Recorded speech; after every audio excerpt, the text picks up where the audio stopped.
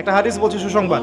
আল্লাহ রাব্বুল আলামিন বলেছেন, হে আদম সন্তান, আমার ইবাদতের জন্য সময় বের করো, আমার জন্য, আমার ইবাদতের জন্য সময় বের করো।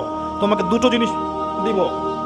একটা হচ্ছে তোমার যাবতীয় দুশ্চিন্তা আমি দূর করে দিব, টেনশন বলে কিছু থাকবে না আপনার, এবং তোমার দুই হাতকে আমি সচ্ছলতা দিয়ে ভরে দেব। শর্ত কি? আমার ইবাদতের জন্য সময় বের করো, আল্লাহর জন্য সময় বের করেন। আর যদি তুমি এটা না করো, তাহলে তোমার দুই হাতকে আমি ব্যস্ততা দিয়ে ভরে দিব। এই যে কপালে অভাব লিখে দিবেন আল্লাহ, কোনোদিন অভাব দূর হবে না। আল্লাহ পাক আমাদেরকে তার ইবাদতের জন্য সময় বের করার তৌফিক দান করুন। এখন যৌবনকাল, এত তাড়াহুড়ার কি আছে? পরে ভালো হয়ে যাব। শয়তান এভাবেই ডিসিভ করেছে, প্রতারিত করেছে।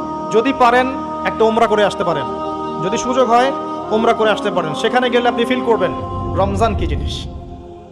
নবী সাল্লাল্লাহু আলাইহি ওয়াসাল্লামের রওজা জিয়ারত করবেন, আপনার মনের মধ্যে একটা চেতনা কাজ করবে। এরকম চেতনা, নিজেকে ছোট মনে হবে। তার কবরের সামনে দাঁড়িয়ে সালাম দিবেন, পাশে দেখবেন আবু বকর সিদ্দিক রাদিয়াল্লাহু আনহু শুয়ে আছেন, পাশে ওমর ইবনুল খাত্তাব। আপনাকে নিজেকে ছোট মনে হবে। আপনার মধ্যে যদি বিবেকবোধ থাকে, স্বচ্ছ মন থাকে, আপনার মনে হবে যে আমি যাকে সালাম দিতে এসেছি তার সুন্নত তো আমার মধ্যে নাই। আমি যাকে সালাম দিতে এসেছি, আমি তো তার দিনের জন্য কিছুই করলাম না। এই দিন তো তিনি আমানত রেখে গেছেন। এই ফিলিংসটা আসবে ওখানে গিয়ে দাঁড়ালে ইনশাআল্লাহ তাআলা।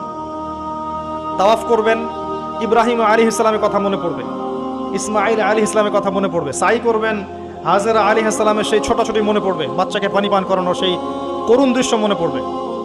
আরাফা ঘুরবেন, ঘুরে আসবেন, ওখানে গেলে আপনি কিয়ামত ফিল করবেন, যে মাঠে মানুষ একা একা থাকবে, আল্লাহর সামনে দাঁড়াবে।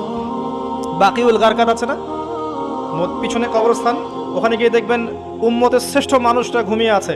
কারো কবর মাজার হিসাবে নাই, পাকা করা নাই। উম্মতের শ্রেষ্ঠ মানুষটা ওখানে ঘুমিয়ে আছেন, কারো কবর কেন্দ্রিক তাওয়াফ করা হচ্ছে না, চুমু খাওয়া হচ্ছে না, পূজা করা হচ্ছে না।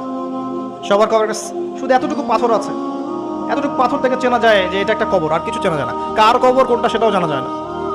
ওখানে গিয়ে দাঁড়ালে আপনার মনে হবে যে আপনি এই পৃথিবীর সবচেয়ে নিকৃষ্ট প্রাণী। আপনার মনে হতে পারে, আমার তাই মনে হয়েছে, যে এখানে যারা শুয়ে আছে তারা জান্নাতি, আমি তাদের সামনে দাঁড়িয়ে আছে, আমার তো কোনো মূল্যই নাই আল্লাহর কাছে।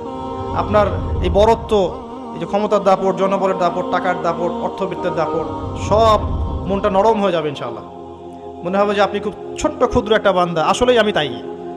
অহংকারটা কমে আসবে, মন নরম হবে, মৌতের কথা স্মরণ হবে, পরকালের কথা স্মরণ হবে, আল্লাহর নূর আপনার কলবে আসবে ইনশাআল্লাহ। মন নরম না হলে আত্মশুদ্ধি অর্জন হবে না। আল্লাহ পাক আমাদেরকে বোঝার তৌফিক দেখ।